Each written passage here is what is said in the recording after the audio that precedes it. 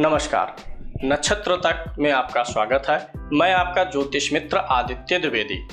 जन्म कुंडली से संबंधित परामर्श के लिए, कुंडली मिलान के लिए, किसी भी प्रकार के मुहूर्त आदि की जानकारी के लिए या जीवन में चल रही समस्याओं के समाधान के लिए, खराब ग्रह दशाओं के उपाय के लिए, रत्न और रुद्राक्ष आदि की जानकारी के लिए आप हमसे संपर्क कर सकते हैं।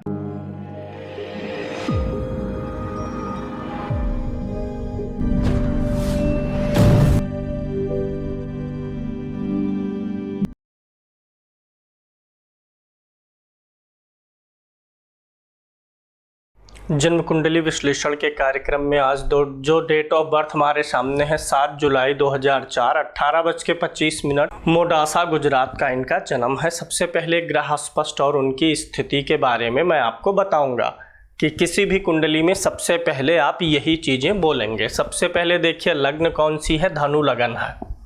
लगन इनका केतु के नक्षत्र में है, सूर्य मिथुन राशि में है और गुरु के नक्षत्र में है। चंद्रमा मीन राशि में है और गुरु के नक्षत्र में है, यानी चंद्रमा के किसकी राशि में है, गुरु की राशि में भी है और गुरु के नक्षत्र में भी है। चंद्रमा मतलब मन, गुरु मतलब ज्ञान। इस व्यक्ति के ऊपर ज्ञान हावी रहेगा, यानी गुरु इनको सही दिशा और दशा देने का प्रयास करेगा। मंगल इनका कर्क राशि में है, यानी नीच राशि में है और नक्षत्र भी शत्रु का पा गया है शनि का, तो मंगल को ज़्यादा ही पीड़ित दिखता है। बुध कर्क राशि में है, यानी मंगल के ही साथ में है और यह भी शनि के नक्षत्र में ही है। गुरु सिंह राशि में है, यानी सूर्य की राशि में है और नक्षत्र किसके है, शुक्र के नक्षत्र में। शुक्र इनका स्वराशि का है, अपनी ही राशि में है और नक्षत्र किसका पाया है, चंद्रमा का अच्छा नक्षत्र पाया है। शनि इनका मिथुन राशि में है और अस्त दिख रहा है गुरु के नक्षत्र में है, तो ये स्थिति ठीक दिखाई दे रही है। यहाँ पर राहु मेष राशि में है, जो इसके लिए शत्रु राशि है। केतु तुला राशि में है। राहु जो है शुक्र के नक्षत्र में है और केतु राहु के नक्षत्र में बैठा हुआ है। लग्न कुंडली से ये सारी चीज़ें और भी स्पष्ट हो जाएंगी। कुंडली आपके सम्मुख है, देखिए धनु लगन की कुंडली है, 9 नंबर की गिनती है लगन में। लग्नेश गुरु भाग्य भाव में बैठा हुआ है और वो भी मित्र की राशि में है। गुरु जब नवम भाव में जाता है तो व्यक्ति धर्मपरायण होता है और अच्छे बुरे का ज्ञान करते हुए जीवन में आगे बढ़ेगा। जीवन में अच्छे बुरे का विचार करते हुए ये आगे चलेंगे, सही गलत का भेद करेंगे और डरेंगे गलत कार्यों को करने से। गुरु इनको ज्ञान देगा जब भी यह एक्टिवेट होगा। वहीं देखिए गुरु की दृष्टि लगन पे भी पड़ रही है, जो इसका अपना घर है, ऐसे में आयु और स्वास्थ्य को बढ़ाएगा। गुरु की 7वीं दृष्टि तीसरे भाव पर है। तीसरे भाव पर गुरु की दृष्टि जाने से व्यक्ति मेहनत करता है, मेहनत करने का तरीका भी जानता है। गुरु की 9वीं दृष्टि संतान भाव पर जाएगी, जो इनको संतान का सुख दिलाने का प्रयास करेगी। क्योंकि इस कुंडली में संतान भाव का स्वामी कौन है, मंगल, वह भी नीच राशि में बैठा है, अष्टम भाव में बैठा है, तो पंचम भाव का स्वामी कमजोर हो गया है और नक्षत्र भी अच्छे नक्षत्र में ये बैठा नहीं है, तो ऐसे में गुरु की दृष्टि जो है वो पंचम भाव को सुधार रही है। ऐसे में इनका विवाह जिस कन्या से हो वो मांगलिक हो, क्योंकि ये मांगलिक भी हैं, और साथ ही साथ जिस कन्या से विवाह हो उसकी कुंडली में पंचम हाउस 5वें घर को थोड़ा मजबूत लिया जाए, क्योंकि यहाँ पर भावेश के अनुसार पंचम भाव कमजोर है। गुरु ने दृष्टि डाली है, संतान देगा, लेकिन मंगल के कारण से जो ये इस भाव में कमजोरी है, इसको हम जो इनका लाइफ पार्टनर रहे उसमें पंचम भाव मजबूत हमें लेना रहेगा। इस कुंडली में द्वितीय भाव का स्वामी शनि है और ऐसे शनि महाराज सप्तम भाव में जाकर के बैठे हुए हैं। हालांकि गुरु ठीक है, भाग्य भाव में बैठा है, लेकिन धन और परिश्रम भाव का स्वामी शनि 3 नंबर की गिनती में आकर के बैठा हुआ है सप्तम भाव में। यह शनि अस्त भी है, क्योंकि सूर्य 22 डिग्री का है और शनि 23 डिग्री का है, तो शनि सूर्य के काफ़ी करीब आ गया है। ऐसे में जब जितना करीब हो जाता है शनि सूर्य के, व्यक्ति को थोड़ी सी आँखों की प्रॉब्लम की संभावनाएं रहती हैं, तो इनको थोड़ी आँखों की दिक्कत आ सकती है, चश्मा वश्मा लगाना पड़ जाए, तो इसलिए इनको इस चीज़ का अभी से ही ख्याल रखना है कि इलेक्ट्रॉनिक डिवाइसेस उस हिसाब से यूज करें। दूसरा, सूर्य और शनि की युति से व्यक्ति का कभी कभी पिता से मतभेद भी होता है। यहाँ जो सप्तम भाव का स्वामी है वो अष्टम भाव में आकर के बैठा हुआ है, और सप्तम भाव में दोनों क्रूर ग्रह हैं, शनि भी क्रूर ग्रह है, सूर्य भी क्रूर ग्रह है, और जो विवाह का कारक शुक्र होता है वो भी छठे भाव में बैठा हुआ है। तो दाम्पत्य में परेशानियों के भी आसार दिखाई दे जाते हैं। ऐसे में कुंडली मिलान आवश्यक रहेगा। मांगलिक भी हैं, सप्तमेश अष्टम में है, स्त्री का कारक पत्नी का कारक शुक्र भी छठे में है, और यहाँ पे दो क्रूर ग्रह बैठे हैं। सूर्य भाग्य का स्वामी होके बैठा है, यानी भाग्योदय कब होगा? विवाह के बाद होगा। जब भी भाग्य का स्वामी सप्तम में जाए या सप्तम का स्वामी भाग्य में आए तो ऐसे व्यक्ति का विवाह के बाद भाग्योदय होता है। तो इनकी इस कुंडली के अनुसार देख लीजिए आपके पंचम भाव में, आपके नवम भाव में कौन सी गिनती लिखी है, अगर उसका स्वामी सप्तम भाव में है तो विवाह के बाद भाग्योदय का संकेत मिलता है।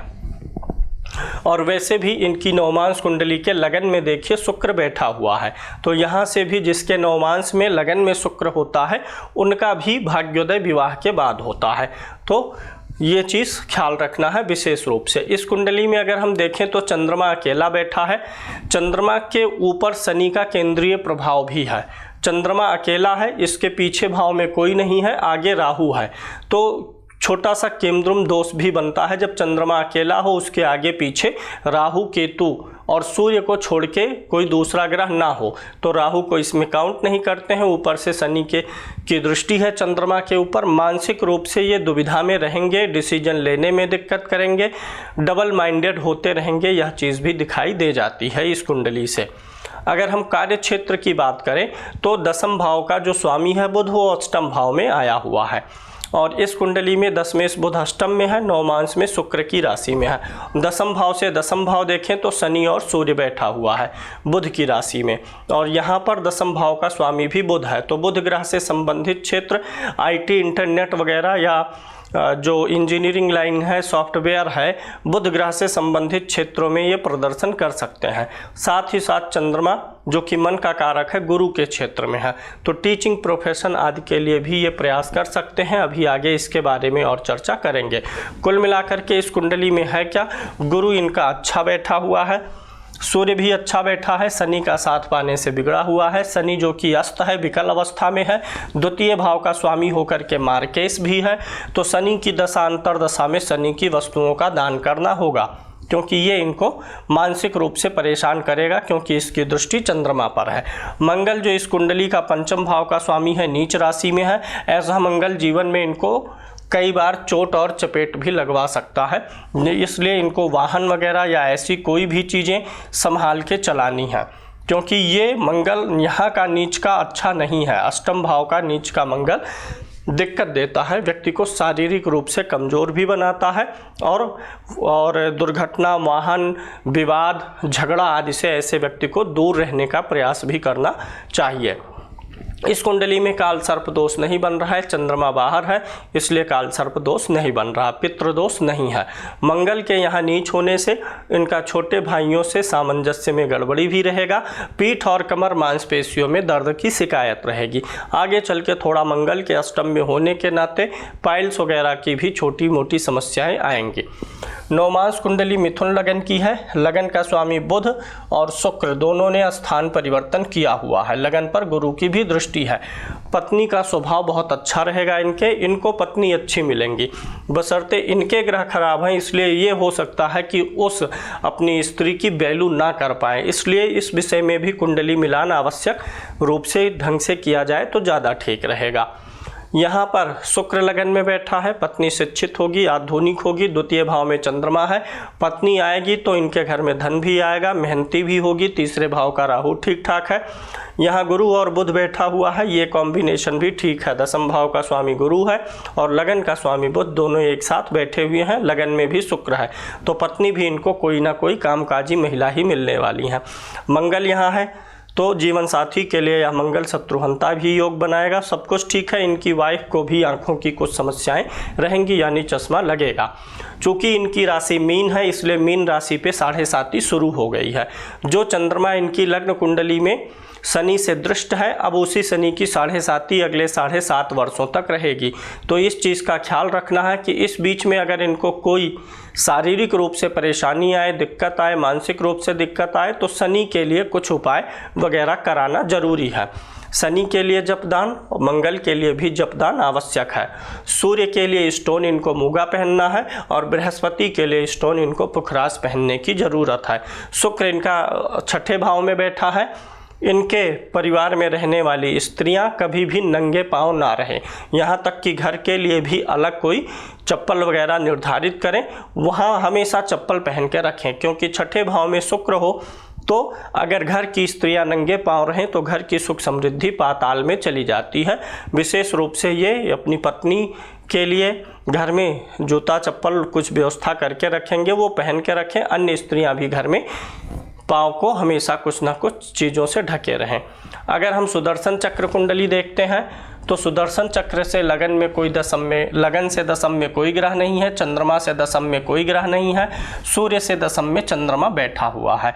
अगर तीनों कुंडलियों में लग्न से, चंद्र से, सूर्य से दशम में ग्रह हो और अच्छी स्थिति में हो तो व्यक्ति महापुरुष बनता है, समाज में एक महान इंसान के रूप में जाना जाता है। लेकिन इस कुंडली में ऐसा कुछ नहीं दिख रहा है। आगे की वर्ग कुंडलियों पर चलते हैं और सबसे पहले सूर्य कुंडली से मान सम्मान का विचार होता है। कुंडली में सूर्य जिस भाव में बैठा हो उसी को लगन मान लीजिए तो सूर्य कुंडली बन जाती है।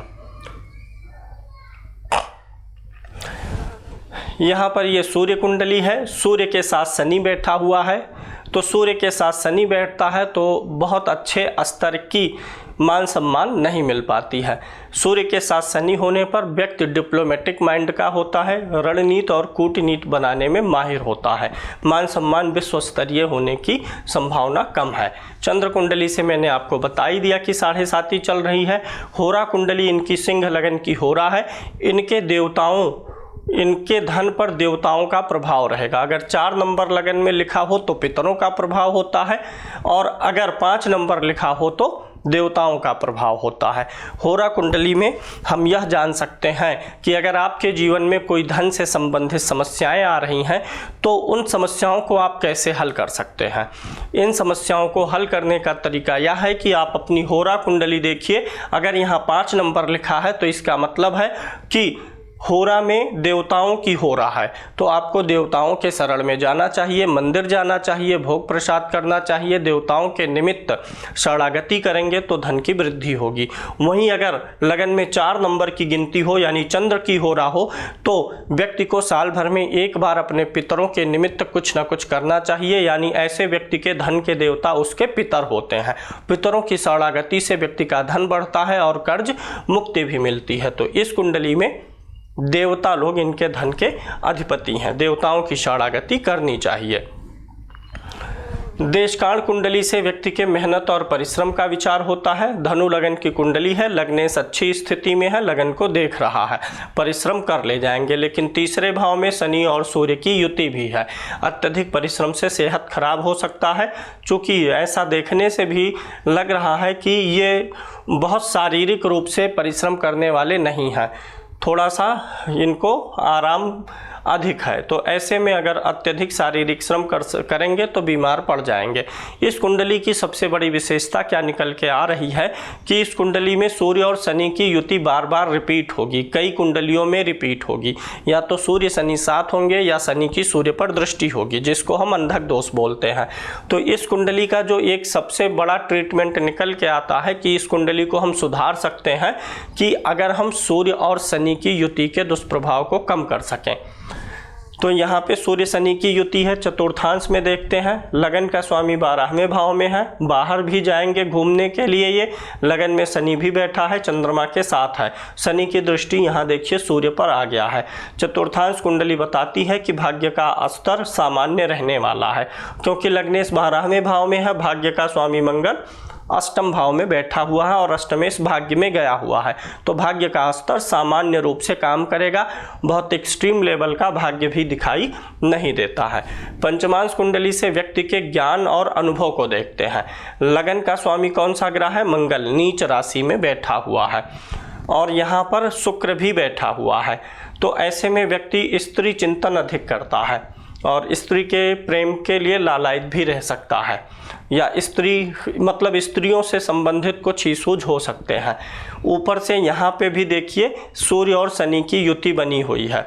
गुरु और शनि की युति होने पर व्यक्ति ज्ञानवान अच्छा होता है।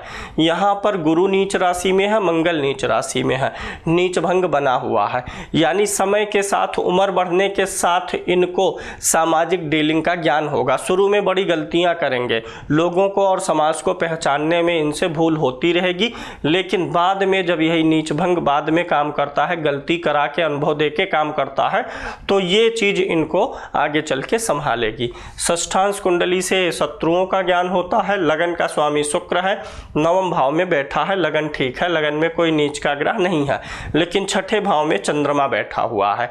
ऐसे में अगर छठे भाव में चंद्रमा हो तो यह नहीं कह सकते कि व्यक्ति के शत्रु नहीं होंगे। चूंकि चंद्रमा एक स्त्री ग्रह है तो स्त्रियों से ही इनके जीवन में अवरोध और व्यवधान उत्पन्न होने का खतरा रहेगा। इस चीज़ पे इनको सतर्क रहना चाहिए। शत्रु इनके पनप सकते हैं, शत्रु और विरोधी इनके ऊपर हावी भी हो सकते हैं। इस चीज़ का ख्याल रखते हुए चलना है। इस षष्ठांश कुंडली में देखिए शनि और सूर्य की युति बनी हुई है, यहाँ भी बनी है। तो एक सबसे बड़ा जो कंक्लूजन निकल के आ रहा है इस विश्लेषण में, हर कुंडली में मैं बता देता हूं कि कोई एक ऐसा योग जो जिंदगी बना देगा या कोई एक ऐसा योग जो जिंदगी में हमेशा परेशानी देगा, वह आप खोटस वर्ग के विश्लेषण में जान सकते हैं। अगर आपके लग्न नवमांश और बार बार पंचमांश, षष्ठांश, अष्टमांश, ज़्यादातर कुंडलियों में अगर कोई योग रिपीट हो रहा है तो वही योग आपको महान बना देगा, और अगर कोई दोष बार बार रिपीट हो रहा है तो वही दोष आपके जीवन के हर क्षेत्र में समस्या डालेगा। इस कुंडली में सूर्य शनि की युति यहाँ भी देखिए सूर्य शनि की युति है। इस जातक की कुंडली में बहुत सारी जगहों पर सूर्य शनि एक साथ आ रहे हैं, यानी व्यक्ति के हर क्षेत्र में स्ट्रगल ये पैदा करेंगे।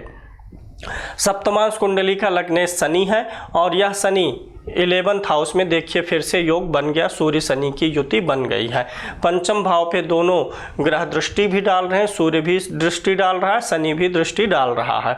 तो ऐसा कुछ बहुत विशेष बुरा सप्तमांश में नहीं दिख रहा कि संतान ना हो। गुरु भी स्वराशि का है, लग्नेश ठीक है, शत्रु राशि में है, लेकिन वही चीज़ है लगन में मैंने बोला था कि संतान में कोई ना कोई दिक्कत आएगी, क्योंकि पंचमेश मंगल अष्टम में नीच का है। लेकिन चूंकि गुरु स्वाग्रही है तो कुछ उपाय, ट्रीटमेंट या लड़की की कुंडली में पंचम भाव अच्छा ले लिया जाएगा तो संतान में कोई दिक्कत आएगी नहीं। अष्टमांश कुंडली तुला लगन की है, लग्नेश शुक्र है जो कि लगन को देख रहा है, ये आयु बढ़ाने का काम करता है। अष्टम भाव में गुरु हो तो आयु बढ़ती है। अष्टमांश कुंडली में अगर अष्टम में गुरु हो, शनि हो तो आयु बढ़ती है, तो यहाँ पर आयु वृद्धि का नियम लागू है। आयु के लिए कोई चिंताजनक बात नहीं दिखाई दे रही है। नौमांश मैंने आपको बता ही दिया। दसमांश कुंडली ले लेते हैं। लगन का स्वामी शनि 12वें भाव में गया है और वो भी स्वराशि का ही है। कामकाज के सिलसिले में विदेश के जाने का योग बनेगा। वहीं पर सूर्य भी बैठा हुआ है, यानी विदेश भी जाएंगे, वहाँ भी इनको स्ट्रगल देगा। सूर्य शनि की युति बनी हुई है। कर्म भाव में नीच का चंद्रमा बैठा हुआ है। कार्यस्थल पर इनका मन ना लगे इस बात की भी संभावना रहेगी, यानी काम में कम मन लगाने वाले रहेंगे। मंगल यहाँ भी दसमांश कुंडली में भी नीच का है, जो कि मंगल दसम भाव का स्वामी होकर के बैठा है। तो आप यहाँ पर जरा ध्यान दीजिएगा कि दसम भाव में भी नीच का ग्रह है और दसम भाव का स्वामी मंगल भी नीच का है। तो मंगल के लिए दान और जप वगैरह होगा। और चंद्रमा के लिए भी अगर कार्य क्षेत्र में परेशानी आएगी, मन नहीं लगेगा, तो चंद्रमा के लिए भी उपाय करना इनके लिए श्रेष्ठ कर रहेगा। और सबसे बढ़ करके इनके सूर्य और शनि के लिए उपाय करना है। चतुर्थ भाव का स्वामी शुक्र है, मित्र बुध के साथ बैठा है। जहाँ भी ये काम काज करेंगे वहाँ पर सुख साधन सारे उपलब्ध रहेंगे। जहाँ ये काम करेंगे वहाँ पर ज्ञानी लोग रहेंगे, क्योंकि लगन में गुरु बैठा हुआ है। तो इनके वर्क प्लेस पे इनको ज्ञानी लोग, जो चीज़ों के जानकार हो, बुद्धिमान लोग, ऐसे लोगों से इनकी भेंट होती रहेगी। मंगल नीच का है, तो यानी कि इनके जो है कुछ न कुछ नीच शत्रु भी कार्यस्थल पर रहेंगे। जो इनको अपना भाई और मित्र कहेंगे वही इनकी शत्रुता कार्यस्थल पर करेंगे। इस बात से इनको सतर्क रहने की जरूरत रहेगी। एकादशांश कुंडली से अभिलाषाओं और मनोकामनाओं की पूर्ति को देखेंगे। लगन में उच्च का ग्रह बैठा है लेकिन लग्नेश नीच का है। दसम भाव में गुरु उच्च का होकर के बैठा है और लाभ भाव का स्वामी सूर्य भी 12वें भाव में गया हुआ है। इनके जीवन की इच्छाएं तड़ातड़ यानी एक के बाद दूसरी पूरी होती जाए ऐसा नहीं है। इच्छाओं और मनोकामनाओं की पूर्ति के लिए इनको मेहनत करना पड़ेगा। द्वादशांश कुंडली से पिता के सुख को देखते हैं। लगन का स्वामी गुरु है, मित्र राशि में बैठा हुआ है। लगन में केतु, शनि और चंद्रमा है। चूंकि गुरु के घर में कोई भी ग्रह आकर के उपद्रव नहीं मचाते हैं, क्योंकि गुरु है, गुरु के घर में उपद्रव कौन मचाएगा। यही युति दूसरी राशि में होती तो उपद्रव मचता। तो यहाँ पे पिता के सुख क्या इंडिकेशन मिल रहा है, पिता से इनको स्वास्थ्य, पिता से इनको सुख और सहयोग मिलेगा। दसम भाव में मंगल भी है, पिता पूरा जोर लगाता है। पिता का नाम भी ऐसे जातक के लिए अच्छा होता है, मतलब लोग कहते हैं कि ये फलाने का बेटा है। तो कुल मिलाकर के द्वादशांश ठीक है। सूर्य शनि की युति अगर उसमें भी हुई रहती तो पिता के लिए दिक्कत हो जाती। खोडशांश कुंडली से वाहन का सुख देखते हैं। लगन का स्वामी मंगल है, अष्टम भाव में है, अपनी ही राशि में है और चतुर्थ भाव का स्वामी चंद्रमा है जो कि शनि के साथ है। इसलिए वाहन तो इनको संभाल के चलना होगा। जीवन में 1 से 2 बार वाहन से इनको तकलीफ, वाहन या किसी भी प्रकार से चोट चपेट लगने का खतरा रहेगा। वाहन का सुख मिलेगा क्योंकि लगन में शुक्र बैठा हुआ है। विषांश कुंडली से आध्यात्मिक उन्नति को देखते हैं। लगन में मंगल उच्च का है, गुरु का नीच भंग है। लग्नेश शनि शत्रु राशि में है यानी मंगल और शनि का स्थान परिवर्तन हुआ है। और लगन कुंडली में भी गुरु नवम भाव में बैठा है और यहाँ लगन में बैठा है। आध्यात्मिक रहेंगे, धार्मिक कार्य करेंगे, जीवन को जो है सही गलत और पाप पुण्य के हिसाब से लेके चलेंगे, चीज़ों को बैलेंस करेंगे। अब आ जाते हैं इनके अन्य वर्ग कुंडलियों पर। वर्ग कुंडली क्या, आ जाते हैं इनके अष्टक वर्ग पर और देखते हैं किस राशि में किस ग्रह का गोचर कैसा रहने वाला है। सबसे पहले यह है सर्वाष्टक सारणी। इसके बारे में आप यह जान लीजिए, इसका प्रयोग गोचर में किया जाता है। कब कौन सा ग्रह किस राशि पर गोचर करेगा तो खराब रहेगा, किसका क्या उपाय रहेगा, यहाँ से मिल जाता है। ध्यान से इस चीज़ को आपको समझना है। सर्वाष्टक वर्ग की सारणी जब आप खोल लेते हैं तो यहाँ पर एक तरफ से राशियाँ लिखी होती हैं, एक तरफ से ग्रह लिखे होते हैं। जिस राशि पर 0 से 3 पॉइंट मिले हैं उस राशि पर ग्रह का गोचर खराब होता है। जहाँ 4 लिखा है वहाँ एवरेज होता है।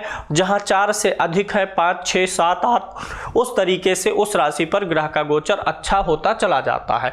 जैसे शनि को मेष राशि में 5 पॉइंट मिले हैं, यानी शनि ग्रह जब भी मेष राशि पर गोचर करेगा तो इनको अच्छा फल देगा।